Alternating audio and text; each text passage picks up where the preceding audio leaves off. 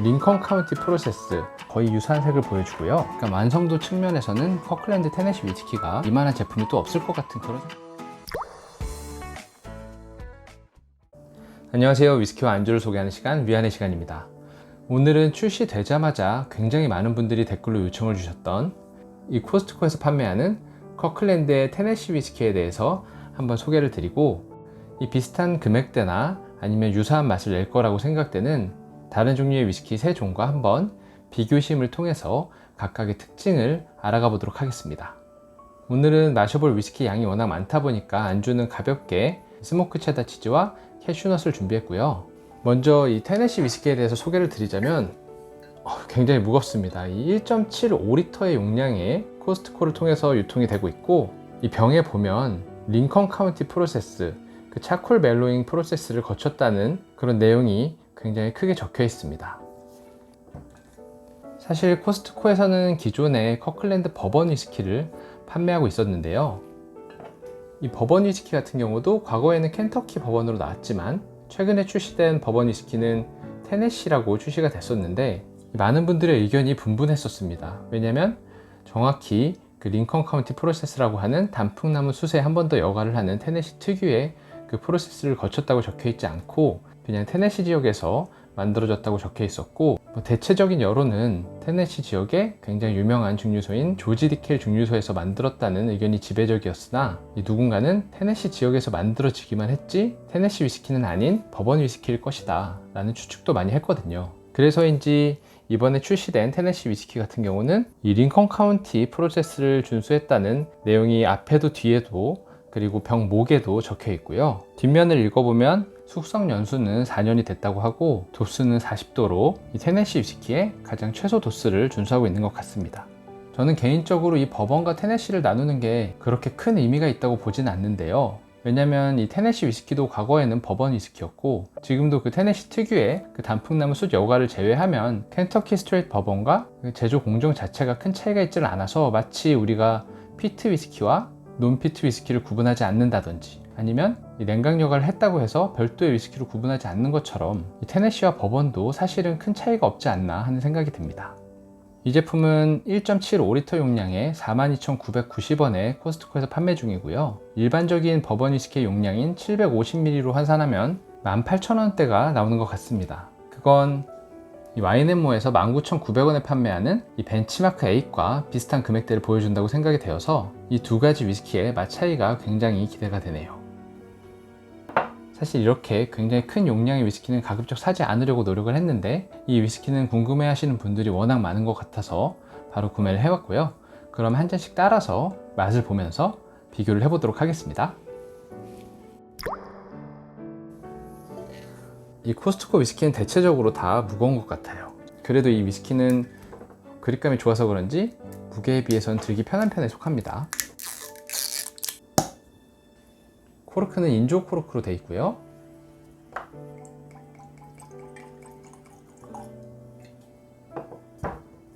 다른 위스키들도 한 잔씩 따라주겠습니다. 이 커클랜드 버번은 사실 51.5도의 도수라서 도수 차이가 너무 커서 비교가 의미가 있나 싶지만 그래도 한번 비교해 보도록 하겠습니다.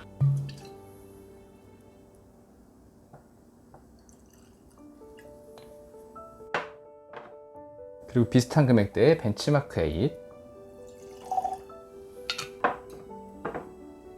마지막으로 가장 유명한 테네시 위스키 잭 다니엘 넘버 7입니다. 제가 조금 찾아보니까 이 커클랜드 테네시 위스키는 잭 다니엘 증류소에서 만들지 않았나 하는 설이 많더라고요.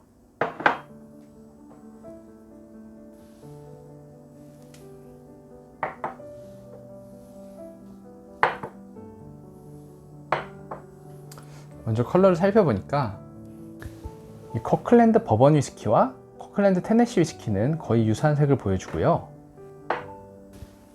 개인적으로 벤치마크 넘버 8이랑 잭 다니엘 올드 넘버 7보다는 이 커클랜드 테네시 위스키가 조금 더 진한 것 같습니다.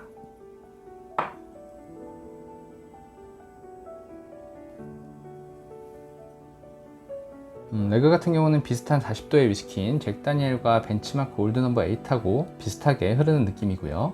향을 보면 저는 개인적으로 바닐라와 그 나무의 우디한 느낌이 많이 느껴지네요. 이 두 개가 섞여서 약간 카라멜과 시나몬 같은 느낌도 나고요. 향만 봐서는 괜찮을 것 같은 느낌이 듭니다. 비슷한 벤치마크 올드 넘버 8과 한번 향을 비교해 볼게요.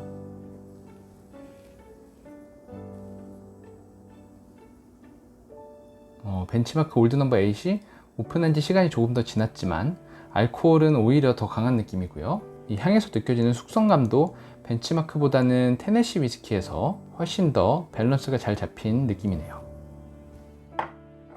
잭 다니엘하고도 한번 비교해 보겠습니다.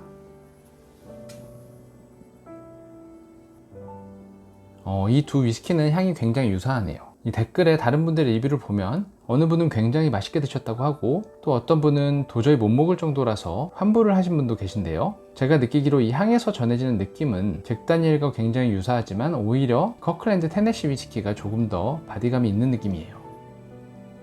맛이 기대가 되네요.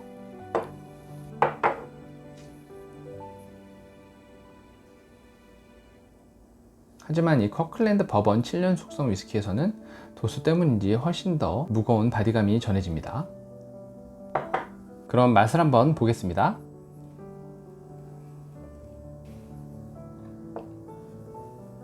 처음 들어갈 때 바닐라의 단맛이 들어오는데 여타 다른 위스키들하고 조금 다르게 단맛이 그렇게 강한 느낌은 아니고요. 나무의 우디한 느낌이 굉장히 잘 전달이 되고 끝에는 스파이스가 살아있는데 전반적인 밸런스가 잘 맞는다고 생각은 되지 않는 것 같습니다. 이 각자 하나하나 뜯어보면 그 스파이스도 강하고 나무의 우디함도 강하지만 뭔가 비어있는 듯한 약간 엉성한 그런 구조적인 아쉬움이 많이 느껴지네요. 한 번 더 맛을 볼게요.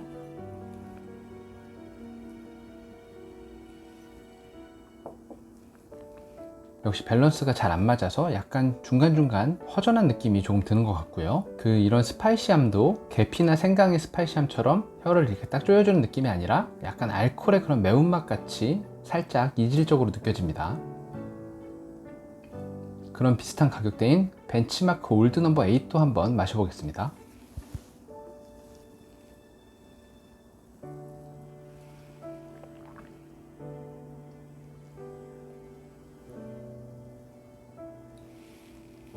이렇게 두 개를 비교해서 마시니까 이 커클랜드 테네시 위스키가 훨씬 더 밸런스가 좋은 느낌이네요. 이 벤치마크 올드 넘버 8에는 저숙성 그레인의 그런 곡물 느낌이 조금 더 많이 느껴지고요. 이 잭 다니엘하고 비교해서 마실 때는 훨씬 더 무게감이 있는 느낌이었는데 이렇게 테네시 위스키랑 비교해 보니까 살짝 가벼운 듯한 느낌이 듭니다.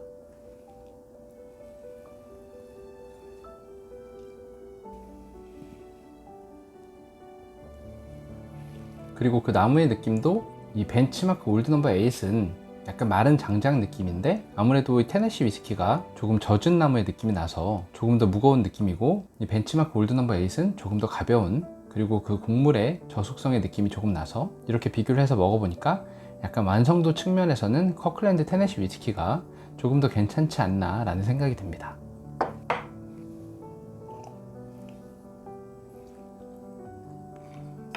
그럼 테네시 위스키인 잭 다니엘 올드 넘버 7도 한번 마셔보도록 하겠습니다.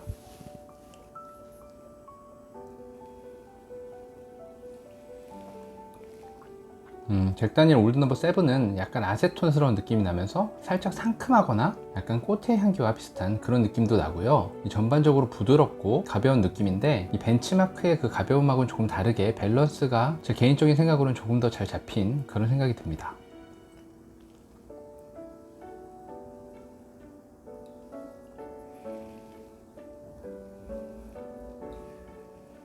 이렇게 두 개를 비교해서 마셔보면 이 커클랜드 테네시 위스키가 조금 더 묵직한 느낌이에요. 조금 더 묵직하게 들어오고 다만 밸런스 측면에서 잭 다니엘이 더 괜찮다 보니까 이 묵직한 바디감 안에 약간 비어있는 그런 허전한 느낌이 들어서 뭔가 좀 허전한데? 이런 인상을 받는 반면에 잭 다니엘은 약간 화사하고 부드럽지만 밸런스가 좋아서 그 가벼움이 뭔가 부족한 느낌은 아니고 편안하게 마시기 좋은 그런 인상을 주는 것 같습니다. 그럼 마지막으로 큰 의미가 없을 것 같지만 이 커클랜드 버번 위스키도 한번 맛을 보겠습니다.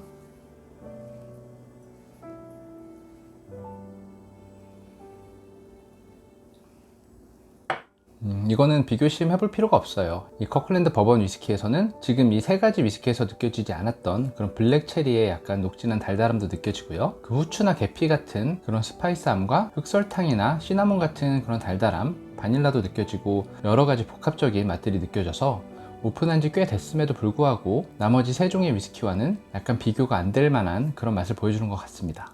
여기까지 마셔보니까 확실히 벤치마크 올드 넘버 8보다는 제 개인적인 입맛에는 더 괜찮다고 생각이 되는데요. 잭 다니엘과 이 커클랜드 테네시 위스키를 비교하자면 버팔로 트레이스 같이 그렇게 약간 부드럽고 복합적이고 밸런스가 좋은 위스키를 좋아하시는 분들은 잭 다니엘 올드 넘버 7을 더 좋아하실 것 같고, 와일드 터키 101처럼 약간 타격감이 있고 살짝 묵직한 그런 캐릭터가 있는 위스키를 좋아하시는 분들은 이 커클랜드 테네시 위스키를 더 좋아하실 수도 있을 것 같습니다. 다만 이 맛이 단조로워서 캐릭터는 있지만 약간 물 탄 것 같은 그런 허전함을 좀 받을 수 있는 것 같아요. 그럼 이렇게 비교를 해본 김에 버번콕도 한번 만들어서 비교를 해보면 좋겠는데요. 이 비슷한 느낌을 보여주는 잭 다니엘 올드 넘버 7과 커클랜드 테네시 위스키를 한번 비교해 보겠습니다. 근데 이 두 개 다 테네시 위스키니까 이거를 버번콕이라고 하기도 좀 그렇고 테네시 콕이라고 해야 되나요? 아무튼 이 콜라를 타서 한번 비교해 보도록 하겠습니다. 그럼 얼음을 담아준 컵에 위스키와 콜라를 한번 따라 보겠습니다.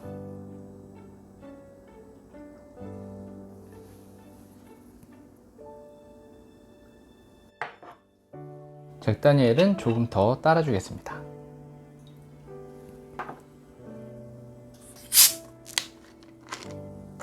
콜라도 넣어 줄게요.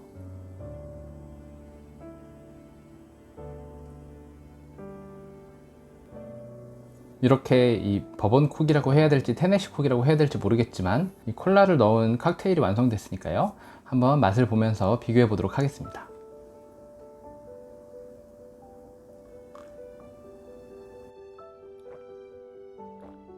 괜찮네요. 굉장히 끝맛도 깔끔하게 떨어지고 전혀 부담스럽지 않고, 이 콜라를 넣음으로써 그 약간 중간중간 비어있던 맛들이 조금 채워진 기분이라서 밸런스가 훨씬 좋아진 것 같습니다. 나쁘지 않네요. 맛있습니다. 그럼 제 콕도 한번 맛을 볼게요.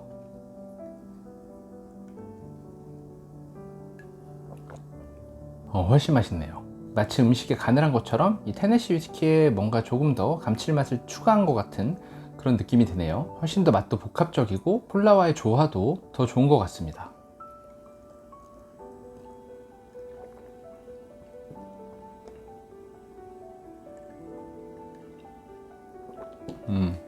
이 바닐라도 크게 묻히지 않고 약간 아세톤스럽지만 그 향이 잘 올라오고요. 이 커클랜드 테네시 위스키로 콜라를 첨가해서 마셨을 때 이것만 먹었을 때는 굉장히 맛있다고 느껴졌는데, 확실히 제콕과 비교해서 먹어보니까 제콕 쪽이 훨씬 더 맛있는 느낌을 주네요. 다만 이 두 가지 위스키의 가격 차이가 2배 이상이나 나기 때문에 가성비를 고려한다면 이 커클랜드 테네시 위스키도 나쁜 선택은 아닐 것 같습니다. 그래도 역시 잭 다니엘 쪽이 이 테네시 위스키보다는 콜라를 타 먹었을 때는 훨씬 더 괜찮다는 느낌을 지울 수가 없네요. 그래서 오늘 이렇게 비교 시험해본 결과를 정리해 드리자면, 오늘 마셔본 제품 중에서는 커클랜드 버번 7년 숙성 제품이 압도적으로 맛이 좋은 것으로 느껴졌고요. 나머지 제품들 중에서 우열을 가리자면 이 비슷한 금액대의 벤치마크 올드 넘버 8과 커클랜드 테네시 위스키 중에서는 제 입맛에는 이 커클랜드 테네시 위스키가 조금 더 바디감도 있고 숙성감도 조금 더 느껴져서 아무래도 둘 중에서는 이 커클랜드 테네시 위스키가 더 괜찮게 느껴졌습니다. 다만 이 잭 다니엘과 비교했을 때는 잭 다니엘이 조금 더 가볍게 느껴지고 커클랜드 테네시 위스키가 조금 더 바디감이 있었지만, 밸런스적인 측면에서 잭 다니엘 올드 넘버 7이 더 괜찮았기 때문에 가볍지만 부드럽고 조화롭게 먹기에는 잭 다니엘이 더 괜찮고, 단조롭지만 뭔가 타격감이 있고 캐릭터가 있는 그런 위스키를 원하시는 분들은 이 커클랜드 테네시 위스키도 나쁘지 않을 것 같고요. 주로 콜라를 타서 버번콕이나 제콕을 드시는 분들은 역시 그 명성에 맞게 잭 다니엘 올드 넘버 7으로 제콕을 만들어 마시는 게 가장 맛있을 것 같습니다. 그리고 추가적으로 또 하나 말씀드리고 싶은 건, 특히 이 40도짜리 버번 위스키들이 오픈해 두고 시간이 지남에 따라 에어레이션을 통해서 맛이 조금 더 싱거워지는 속도가 빠른 것 같습니다. 그래서 이런 1.75리터짜리 이 커클랜드 테네시 위스키를 사두시고 오랜 기간, 반년 이상 이렇게 드신다면 금방 맛이 싱거워질 것 같은 그런 느낌이 있어서 평소에 이 위스키를 데일리로 잘 드시지 않을 뿐이라면 구매하는 건 조금 안 좋을 것 같기도 하고요. 다만 요즘 날씨가 좋아지니까 친구들과 여행을 가거나 가족들과 여행을 가서 야외에서 고기를 구워서 위스키 한 잔 같이 하기에는 이만한 제품이 또 없을 것 같은 그런 생각도 드네요. 1.75리터 하나 가져가면 4명이서 충분히 먹고 남겠죠. 그래서 제 개인적으로 지금 맛을 알기 때문에 누군가가 이 재구매 의사가 있냐고 물어본다면 집에서 그냥 데일리로 마시기에는 이 제품을 굳이 구매할 것 같진 않고요. 다만 친구들하고 여행 가거나 야외에서 고기를 구워 먹을 계획이 있다면 그때 부담 없는 가격에 한 병 사서 들고 갈 용도로는 구매 의사가 충분히 있는 것 같습니다. 그럼 오늘의 비교 시음 영상은 여기까지 하겠고요. 이 커클랜드 테네시 위스키가 궁금하셨던 분들에게 조금이나마 도움이 됐으면 좋겠네요. 그럼 다들 오늘도 즐거운 위스키 생활 되세요.